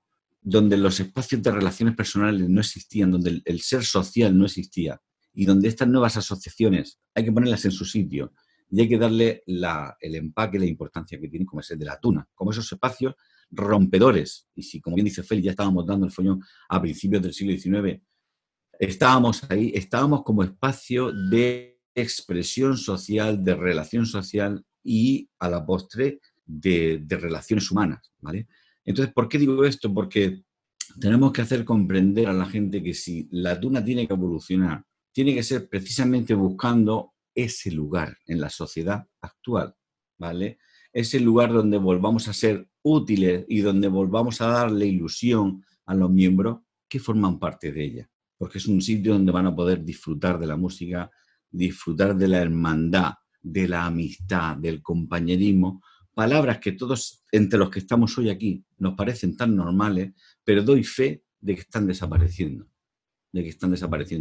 Volverá la tuna, volverá con fuerza, volverá con más fuerza, que se está perdiendo y no hay espacios para ello. Y este es un espacio. Gente de muchos países hablando, intercambiando información y poniendo en valor algo que parece que estaba relegado al mundo del entretenimiento, ¿vale? Eso, pues, un poco como colofón. Y por otra parte, se me olvida deciros que hay una cosa muy interesante. Dentro de estas fuentes que aparecieron para aprender la historia, recomiendo encarecidamente los libros de viajeros, ¿vale? Buscar libros de viajeros de vuestro país. Crónicas de estos románticos, de gente, sobre todo eran ingleses, alemanes, noruegos, gente así muy loca de la cabeza que decía, no, me voy al desierto. Y pasaban grandes etapas de su vida describiendo cómo eran esas poblaciones. Y creo que tenemos que dar con alguien que describiese algo de la tuna, que diese, sé que hay algo, he leído algún pequeño apartado, pero son descriptores de épocas perfectos, ¿no? Esos escritores de viajeros, o sea, viajeros. Y nada más, daros las gracias y deciros que... Tony, antes de que te vayas, pues digamos que como te dijo Félix, estoy como incursionando en el tema porque a mí sí me parece muy loco que desde 1863, por ejemplo, que es en México, 1838 en España, siento que en Colombia hay un hueco muy grande donde el primer conato o intención de tuna aparezca hasta 1964. Entonces, siento que debe haber algo. Aquí hubo universidades pues, anteriores como la Santo Tomás, el Rosario tuvo 2 épocas.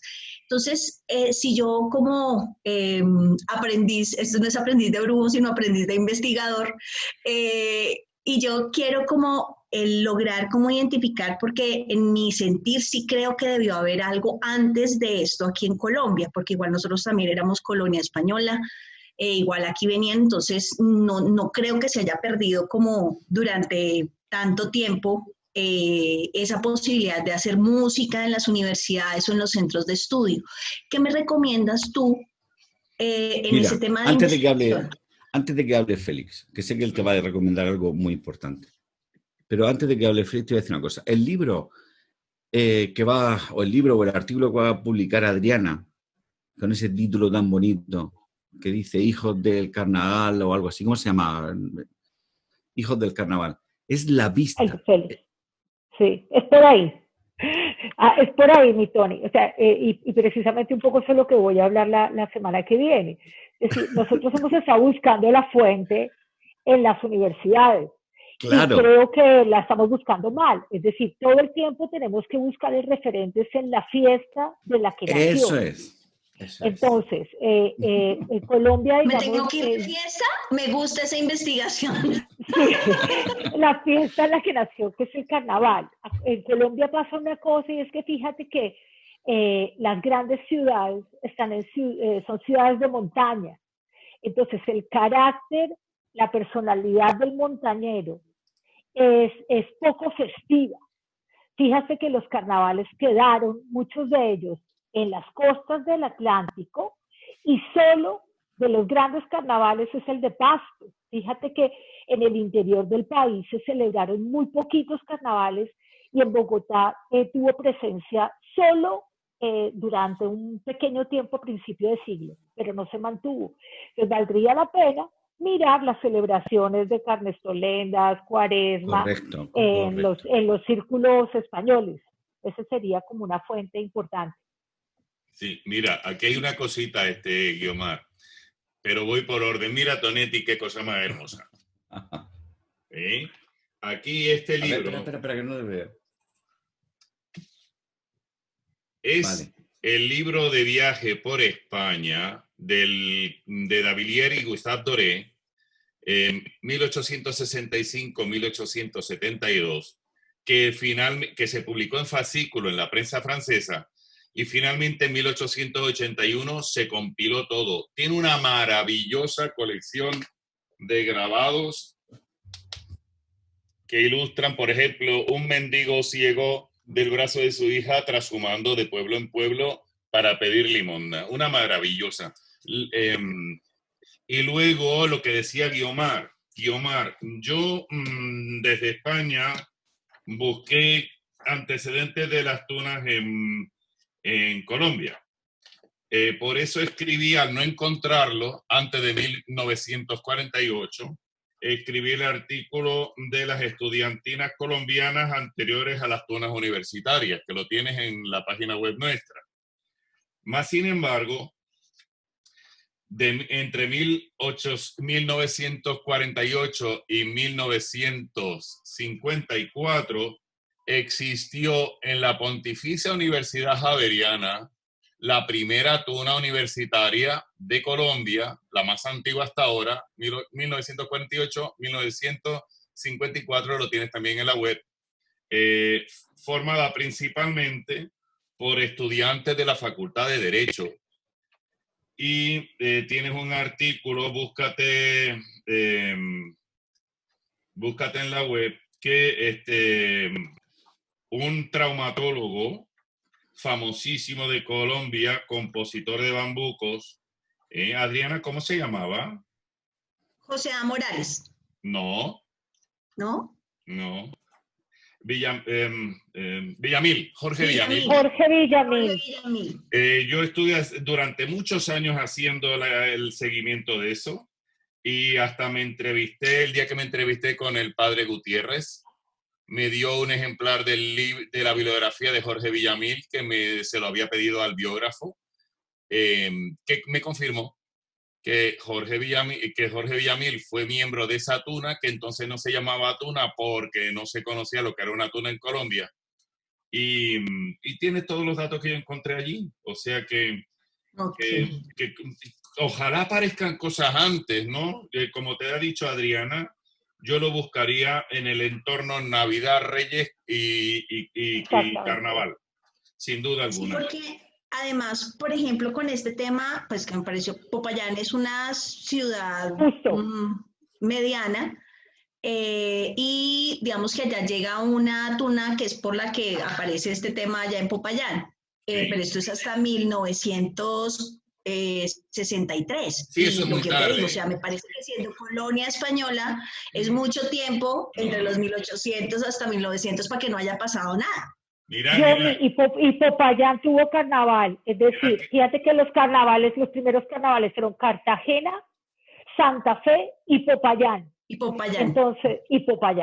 Entonces, valdría la pena mirar eso. Y el archivo histórico de Popayán es divino. O sea, porque además, acuérdate que históricamente fue un centro cultural muy importante. Entonces, es posible. Fíjate que por ahí puede haber una vetita que puedes revisar. Sí, además, seguramente ese archivo histórico va a ser de capital importancia, porque me juego el cuello que no está digitalizado y por tanto no existe acceso por internet. Entonces te va a costar viajar a Popayán, conseguirte algún donante. Yo tengo que ir periódicamente, entonces. Pero Dios con otro fin. Y lo que estaba buscando Antonio, que se le había olvidado, el título, salvo que me lo cambie, de la conferencia Adriana es Carnaval. El mundo al revés. Ser estudiante y volverse tuno. Posiblemente, Guiomar, tengas que buscar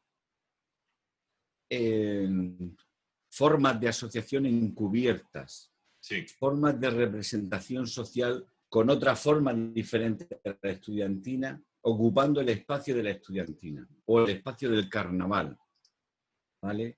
Si no es porque no era el momento o porque no existía el campo preparado para que eso surgiese. Por ejemplo, en Murcia, en nuestra región, hay una tradición muy antigua de rondallas, ¿vale? Esas rondallas tienen también, hay otros grupos que se llaman auroros, que le llaman vulgarmente también las campanas, son grupos que iban cantando por la huerta. Hay círculos musicales, hay bandas, hay infinidad de bandas, algunas de ellas famosísimas, bandas de orquestas de pueblo, que son agrupaciones musicales famosísimas, antiquísimas, y ahí estaban, ¿no? Es decir, la necesidad está, la forma de agrupación y de unión está también. ¿Qué es lo que le da la creación a la tuna? ¿Qué es lo que le da la forma? ¿Qué modela? ¿Qué le da el estilo final a la tuna?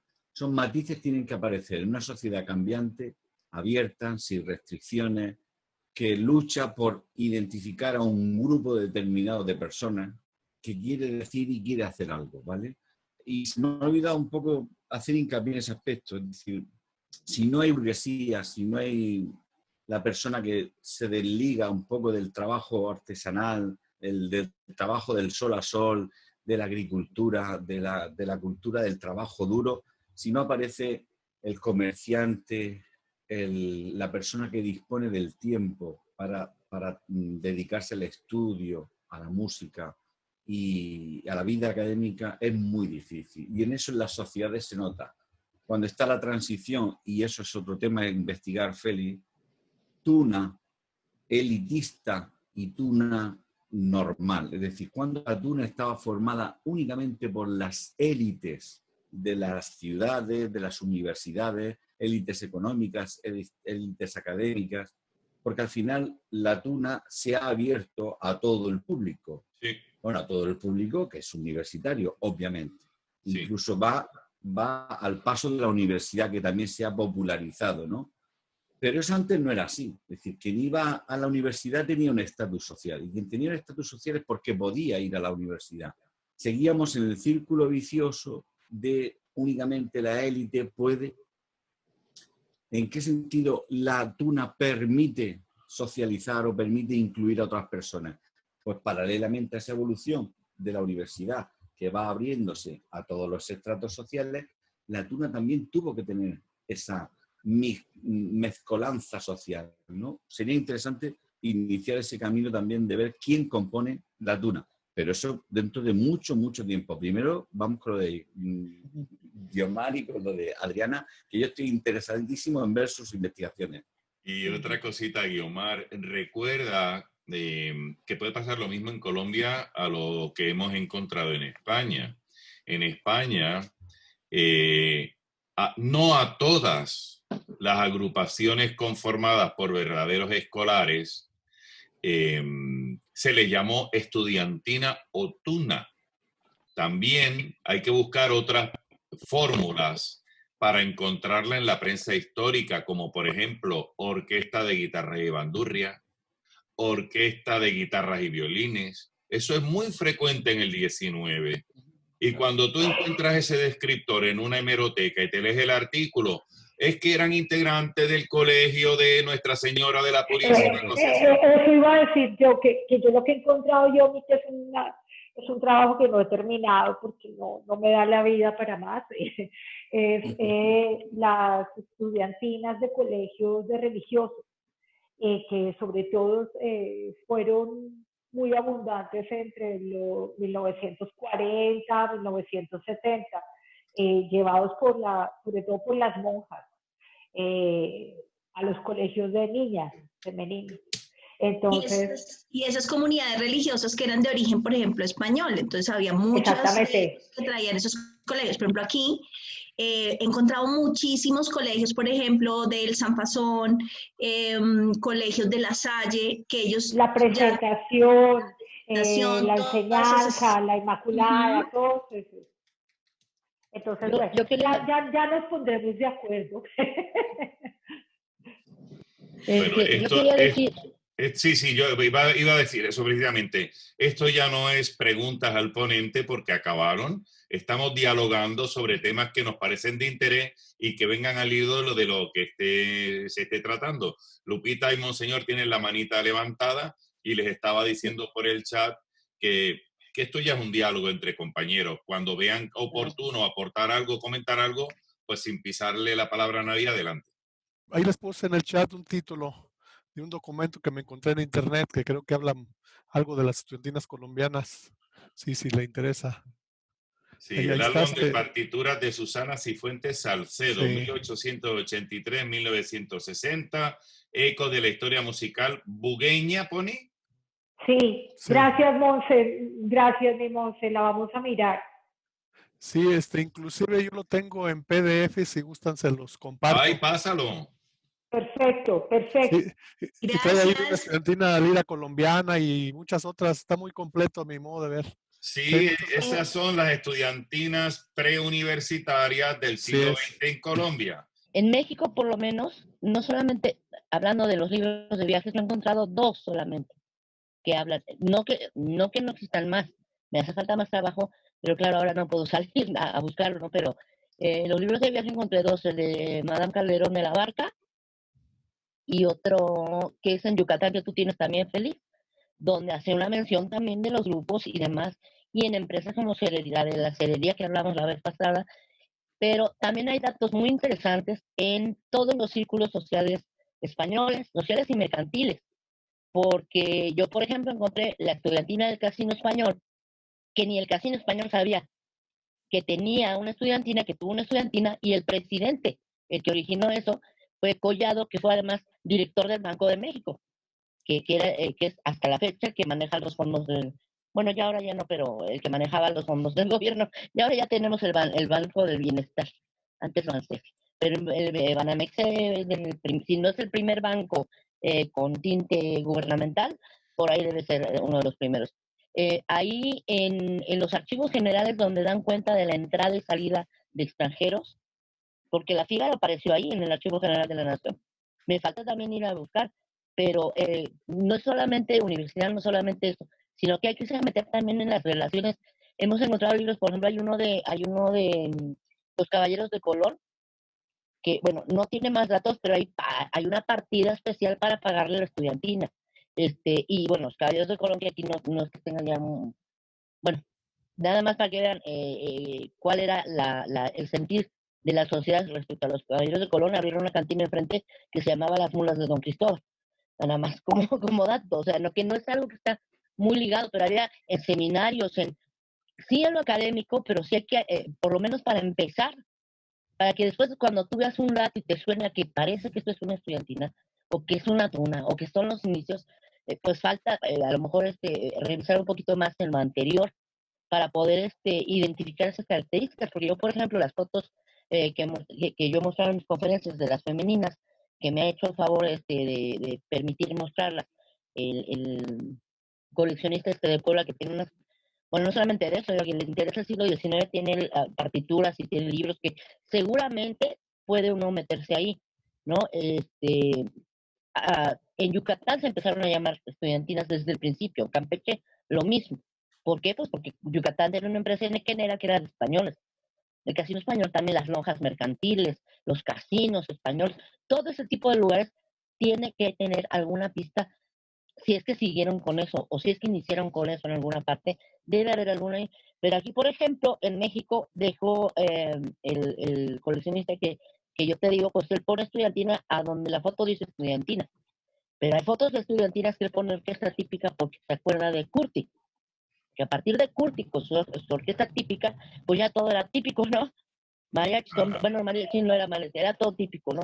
Pero sí hay muchas coincidencias, ¿no? El hecho, por ejemplo, las femeninas en México, pues aparecen ligadas siempre a una institución académica, siempre, siempre.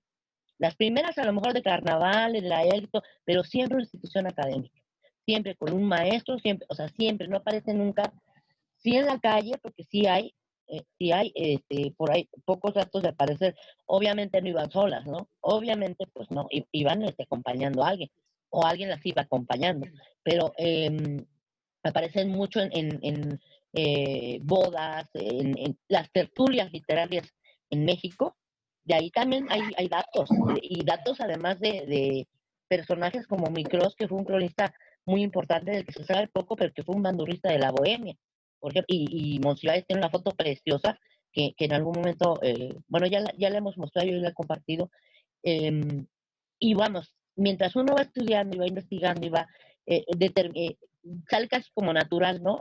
Como que uno ya sabe que esto tiene que ser un estudiantino, parece, claro, falta que compruebes el dato, que corrobores, pero suena que es estudiantina, pues en la medida en que vas adentrando, que primero en el pasado y cómo va surgiendo, y luego metiéndote a otras fuentes, porque evidentemente, pues, aquí, por ejemplo, hay una novela que se escribió en 1903 y describe sobre una eh, prostituta de la época de, pues, sí, bien entrado los 20 todavía estaba Porfirio Díaz, y hay una escena, de hecho se hizo la primera película parlante en México fue esa, pero bueno, la novela es de 1903 y describe una escena con antorchas y con una estudiantina, y tal cual lo dice, ¿no? En poemas, no sé, hay muchas fuentes, es un trabajo, bueno, para mí es muy bonito, yo creo que para todos los que estamos investigando, porque vas tocando muchos puntos de la sociedad, como bien decían ahora en los aportes que han hecho hasta ahorita.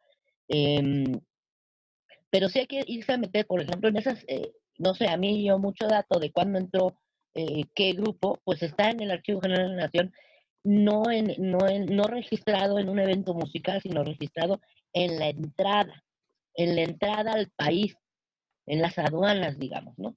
De lo que entraba, lo que salía, quiénes eran, de dónde venían. Todo también está ahí, un poco para situar más la fecha, ¿no?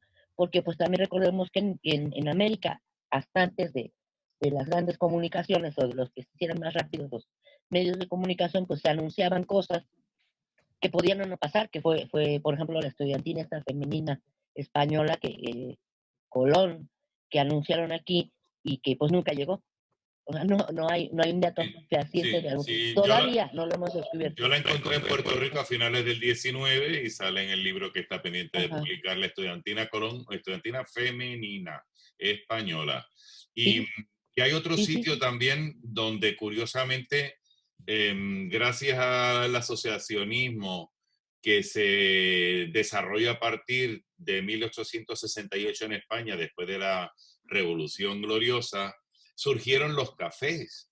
Los cafés fueron el centro de tertulia que no solo fueron literarias, sí, importantísimas, con Unamuno, políticas, etcétera, pero también hubo de temas musicales. Y en el 19 también hemos encontrado una estudiantina desarrollada por el dueño de un café en Madrid.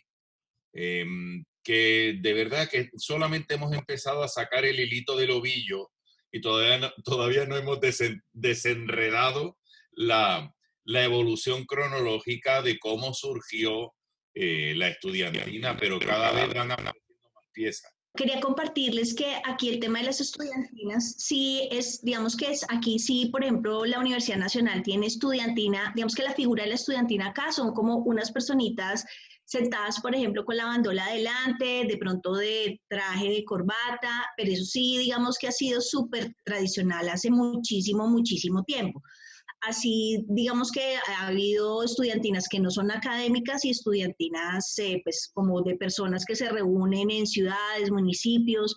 Es más, existe la Estudiantina Colombia, que existe como en 1962, como esa figura de, como, así como ¿Se te corta? Sí. pues siempre lo ha Guiomar, reconocido. Hay estudiantinas te en hemos los perdido durante municipios, medio minuto. Hablabas de la estudiantina en Colombia y te universidades perdimos. particulares que se denominen estudiantinas y forman con esa estructura. Ya, mira, esa estructura que tú comentas de la estudiantina universitaria actual es la misma estructura de la estudiantina de la Universidad Central de Venezuela, que es una orquesta de plectro que ejecutan sus instrumentos sentados, vestidos como profesores de orquesta, ¿vale? O sea, es la herencia más, entre comillas, veraz de la Fígaro. Y digo entre comillas porque la Fígaro también parece ser, según los artículos de prensa, tuvo piezas que cantaron, pero la inmensa mayoría está documentado que fueron piezas instrumentales.